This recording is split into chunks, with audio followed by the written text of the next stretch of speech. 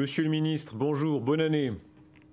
Bonjour, meilleurs vœux à vous. Vous êtes Sébastien Lecornu, ministre des Armées sur plusieurs fronts, l'Ukraine, les forces Wagner en Afrique, les djihadistes en Syrie, en Irak. Un mot d'abord de là où vous êtes, le Liban, auprès des forces françaises, le contingent français de la FINUL.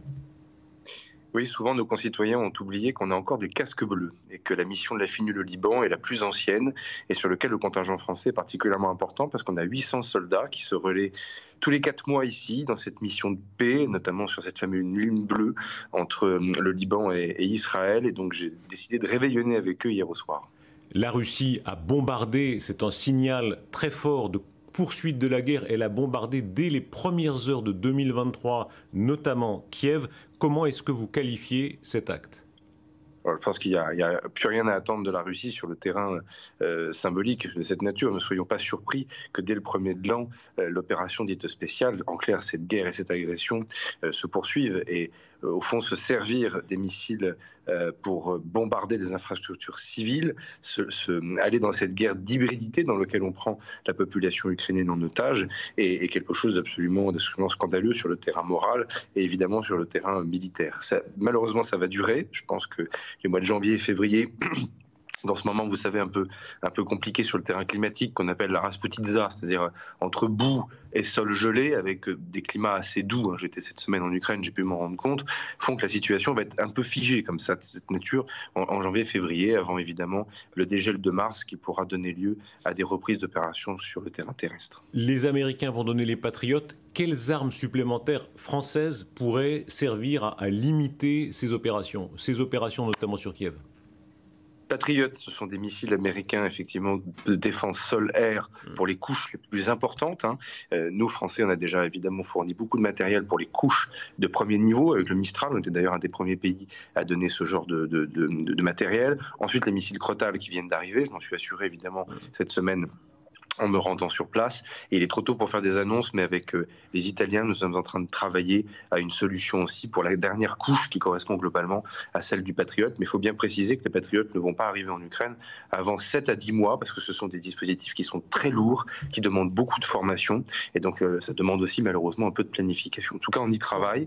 Et il est clair que cette défense air est un enjeu majeur, parce qu'il s'agissait du purement défensif, et ça permet évidemment de protéger les infrastructures et les civils. Quand vous parlez de collaboration avec les Italiens, sans aller beaucoup plus loin, mais c'est quel type d'armes qui sont utilisées là ?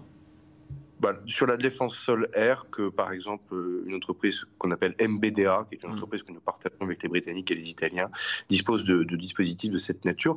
Pourquoi on n'en donne pas nous-mêmes directement maintenant ? Tout simplement parce qu'on en a peu, que ce sont des dispositifs qui nous aident aussi à protéger le territoire national, à protéger nos emprises liées à la dissuasion nucléaire, qui peuvent être employés évidemment dans des événements comme les Jeux Olympiques. Moi, je l'ai dit droit dans les yeux au président Zelensky.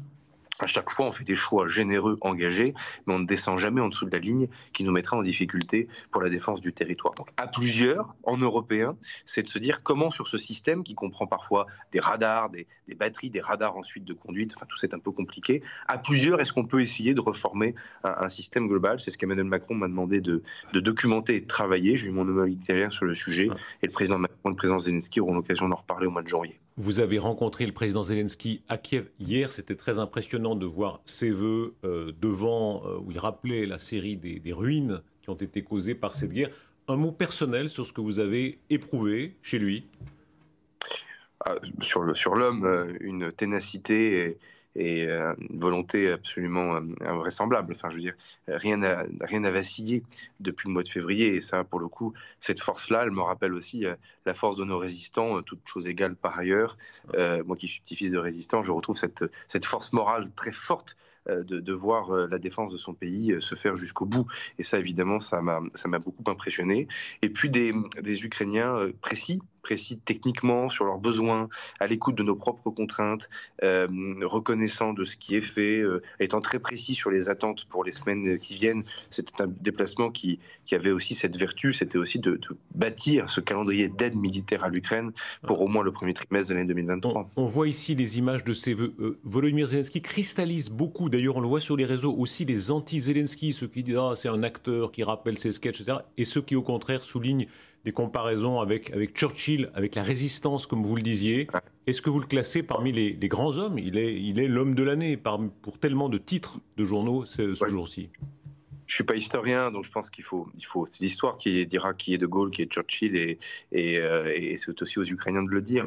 En revanche, vous parlez des réseaux sociaux, je pense que les personnes qui gèrent les réseaux sociaux sur LCI en savent quelque chose. Oui, nos réseaux sociaux regorgent de proxys russes. Enfin, je suis effaré de voir, y compris sur mon propre compte Twitter, des comptes dont on voit qu'ils sont en fait des faux comptes, sous influence évidemment de proxys russes, et on a un narratif assez curieux qui est en train de monter dans notre pays. Alors parfois il a été entretenu par des formations politiques d'extrême droite ou même d'extrême gauche, on l'a vu pendant la campagne présidentielle, mais les réseaux sociaux sont un enjeu de cette nature puisque beaucoup de contre-vérités y circulent. Je pense que c'est un des sujets sur lesquels aussi il faudra que l'on se penche dans les mois qui viennent. L'Ukraine, est-ce qu'elle a pleine légitimité à frapper, y compris en territoire russe, y compris avec des armes françaises ? Nous, on a une doctrine claire depuis le début. Cette guerre doit être défensive puisque l'agresseur, c'est la Russie. Moi, je pense qu'il ne faut pas qu'on sorte de ce cadre, de cette doctrine-là, que la ligne de front, malheureusement, de toute façon, est déjà largement avancée sur le territoire ukrainien, et que donc la guerre qui est menée est une guerre menée par la Russie, sur laquelle les Ukrainiens sont en légitime défense. Il faut rester dans le droit international et rien que cela. Pardon. Notre confrère Cyril Amourski a filmé les canons César en action. L'un d'eux aurait permis de viser très précisément Dimitri Rogozine, personnalité ultranationaliste proche du Kremlin. Est-ce que ce type d'action ciblée pour frapper, pour tuer tel général russe par exemple, tel responsable russe avec des armes françaises, est-ce que là aussi vous l'assumez comme légitime défense ukrainienne ?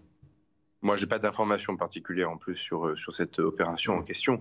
Après, il n'y a pas une fois qu'une arme est donnée, il n'y a pas il y a que la doctrine est évidente, qu'elle est établie, elle est connue de la part des Ukrainiens. Ensuite, il n'y a pas de contrôle. Nous ne sommes pas co-belligérants. C'est aussi important de le rappeler, et merci de me permettre de le faire avec votre question.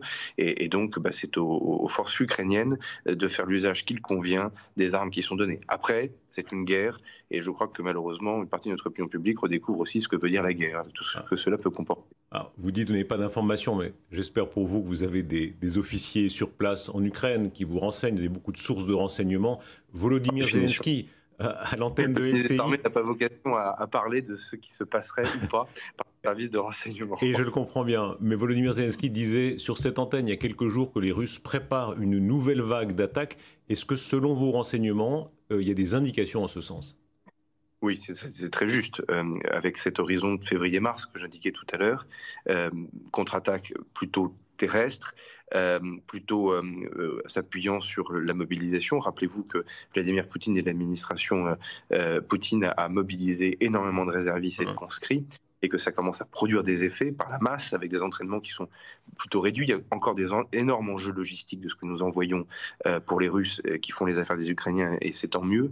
Mais il est clair qu'on va aller dans un moment de massification où les Russes vont jeter toutes leurs forces dans la bataille, notamment sur des endroits assez précis du territoire ukrainien, me semble-t-il. Donc oui, le premier trimestre 2023 va être assez déterminant. L'anniversaire, le triste anniversaire de cette opération dite spéciale, de cette guerre, va connaître inévitablement un tournant au premier trimestre. Je ne sais dire dans quel tournant il se fera, mais il de redire que la Russie ne peut ni ne doit gagner. La France apporte son aide notamment en formant des soldats ukrainiens en Pologne. Où en est le programme ? Il avance, en fait, on fait deux choses. On forme des soldats ukrainiens sur le territoire national, notamment sur nos propres matériels, parce qu'on ne s'en rend pas compte, mais tout ça est d'une technologie inouïe. Je veux dire, un missile Mistral, un missile Crotale, un canon César, tout ça ne se manipule pas comme ça en appuyant sur un bouton. Ou alors, si on peut le faire, mais très très vite, il n'y a pas d'efficacité, il y a une attrition des munitions, et même les personnels, les soldats peuvent se mettre en danger. Donc la formation est absolument clé. Donc ça, on a pratiquement 800 personnes qui ont déjà été formées sur des formations de très bon niveau, qualification de pointe.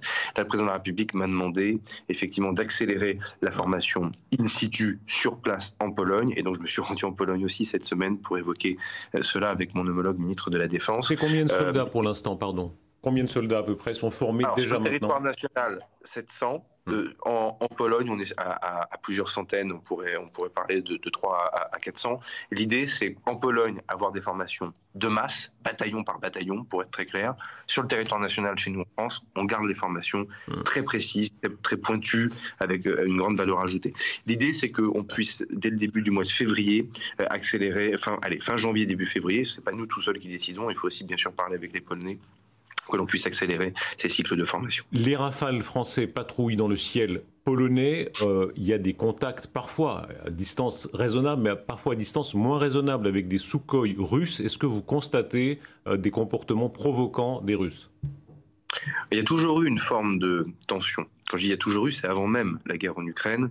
Il n'a pas été rare parfois que nos rafales, y compris d'ailleurs en mer du Nord, on pourrait aussi d'ailleurs citer notre marine, parfois en mer Méditerranée, au large de Brest, on a parfois des comportements de la marine, et plus encore peut-être des sous-marins russes, qui ont toujours été des comportements qui vont chercher toujours une forme de tension, sans jamais aller à la faute, si vous voulez. Il y a une forme de maîtrise quand même qu'il faut noter avec les forces de l'OTAN de manière générale, et avec la France sans doute en particulier. Il n'y a pas d'incident entre l'aviation de chasse russe et l'aviation de chasse évidemment française, mais il est clair que la mission que mènent les pilotes de l'armée de l'air dans ce qu'on appelle ces missions de police du ciel, de défense du ciel, c'est vrai de la Pologne, c'est vrai aussi d'ailleurs de l'Estonie, en tout cas des pays baltes, sont des missions délicates car elles demandent beaucoup de discernement. On va dire ça comme ça. Si on patrouille, c'est qu'il y a un risque. Si les choses devaient mal tourner, qui donne l'ordre de feu? Qui en France, il y a un partenariat avec l'OTAN, qui donne l'ordre de tirer sur un avion russe si on en arrive là?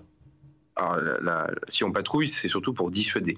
Et ça fonctionne. En fait, on ne patrouille pas au-delà des frontières de l'OTAN. On reste dans le cadre des frontières de l'OTAN, des pays dans lesquels nous sommes. Je rappelle qu'en plus, nous sommes nation cadre en Roumanie. Et qu'on mette d'ailleurs des troupes au sol à la frontière en Roumanie, troupes françaises, ou qu'on mette des bateaux sur la mer Méditerranée ou la mer Noire, ou que l'on mette des avions de chasse en l'air, à chaque fois, c'est ce qu'on appelle une dissuasion conventionnelle. Bien sûr, garde et on protège.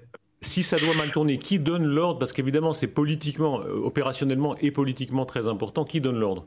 Il y a une chaîne de commandement qui est établie avec des process très précis en ce genre de circonstances. Alors ça dépend évidemment du degré d'agression, du degré de légitime défense évidente dans lequel le pilote se retrouve, y compris pour sauver sa peau malheureusement. Mais évidemment tout ça est largement codifié et planifié. Je ne suis pas plus précis volontairement sur le sujet parce que ce serait bizarre de commencer à donner aussi les quelques règles en la matière, mais évidemment par la planification, par l'état-major des armées, tout ça peut vite remonter évidemment au président de la République. Mais une fois de plus, les missions de réassurance sont des missions, j'insiste, de défense, de dissuasion. De dissuasion. Et regardez, vous me posez cette question de cas pratique, mais c'est un cas pratique, et je touche du bois, qui ne s'est jamais posé jusqu'à présent. Donc, Monsieur mais tout le ça ministre, est l'objet d'entraînement incroyable. il y a une forme d'affrontement assez direct avec la Russie qui sont les milices Wagner, notamment en Afrique. Il faut rappeler les grands sacrifices que la France a consentis, beaucoup de soldats français qui sont tombés en Afrique. Aujourd'hui, on voit que la milice Wagner, des unités formées beaucoup de voyous, de repris de justice, arrive à gagner du terrain là où l'armée française était. Est-ce que l'heure d'une contre-attaque a sonné? Est-ce que vous êtes prêt à ça? Déjà, merci d'en parler parce que je suis frappé de voir que plus personne ou trop peu de personnes ne parlent de l'enjeu que représente Wagner en Afrique. Et d'ailleurs, si on revient à nos réseaux sociaux avec celles et ceux qui ne comprennent pas pourquoi la France aide l'Ukraine à gagner contre la Russie, je rappelle que Wagner, donc la Russie, en tout cas instrumentalisé par la Russie très clairement, a fait de la France l'ennemi numéro 1 en Afrique et que les intérêts français sont ciblés et que donc nous devons être particulièrement vigilants. On voit que Wagner a un agenda en Afrique, on l'a vu en Libye évidemment, on l'a vu après au Mali, on le voit évidemment en RCA. La question évidemment du Burkina Faso peut aussi être posée assez rapidement. Donc il y a un agenda d'agression avec des États qui sont des États faibles, qui parfois ont renoncé à lutter réellement contre le terrorisme, c'est ce qui s'est passé évidemment au Mali, et choisissent de prendre comme assurance vie globalement cette milice qui après se nourrit des matières premières agricoles, ressources naturelles, essentiellement d'ailleurs les minerais, le plus cas échéant, c'est plus rare, le gaz ou le pétrole. Donc il y a un agenda d'agression en Afrique. Et évidemment, nous le surveillons, nous le traitons. Ça fait partie aussi des sujets que je suis en train de... Mais pardon, monsieur le ministre, au-delà de traiter et de surveiller, est-ce qu'il y a des moyens supplémentaires que la France va mettre contre Wagner ? Des moyens en termes de renseignement, en termes de compréhension de ce qui se passe. Oui, après, la réalité, c'est qu'on ne peut pas abîmer la souveraineté de ces pays. Quand vous avez un pays avec un État, un gouvernement en place, un chef d'État qui fait appel à Wagner, après on redit c'est la France-Afrique, on ne respecte pas les souverainetés, etc. Donc il faut aussi appeler à la responsabilité de ces États qui se livrent et qui se donnent à Wagner. Donc il y a aussi un travail qui n'est pas que pour le ministre des Armées, mais aussi pour ma collègue Catherine Colonna, ministre des Affaires étrangères. C'est en clair avoir un agenda d'entrave grave, sur lequel là aussi je ne souhaite pas spécialement rentrer dans les détails pour des raisons que vous comprendrez. Mais il est clair que c'est un moment de responsabilité, de responsabilisation des gouvernants africains qui doivent aussi refuser cette mainmise, non pas russe, l'ingérence étatique, ça a toujours plus ou moins existé, hélas, mais là en plus, l'ingérence d'une milice qui se voit par ailleurs être l'auteur de crimes épouvantables. Vous êtes un homme venu de la droite gaulliste. J'étais frappé de vos références à De Gaulle à plusieurs reprises. Est-ce que c'est le moment de redire la dette morale qu'on a face à De Gaulle? Tous les événements qu'on voit là, s'il n'y avait pas eu De Gaulle, s'il n'y avait pas eu l'armement nucléaire, etc., tout serait différent. Ouais. Ouais, le gaullisme a des parts très complexes et parfois pas consensuelles. Je le comprends très bien. Mais si on regarde le sujet pour lequel le président de la République fait l'honneur de nous donner ses responsabilités, il est clair que les années 60 sont les années des plus grandes transformations du pays. Et d'ailleurs, on dit De Gaulle, permettez-moi d'avoir un mot pour Pierre Messmer, qui fut un grand ministre des armées et des Outre-mer d'ailleurs par la suite, et qui a profondément modernisé nos armées, et d'ailleurs qui ont dû faire face à des résistances au sein des armées pour se moderniser. Il y aurait beaucoup de choses à lire ou à écrire sur ce sujet. Mais effectivement, nous vivons sur ce beau legs des années 60 et nous ne devons pas l'abîmer.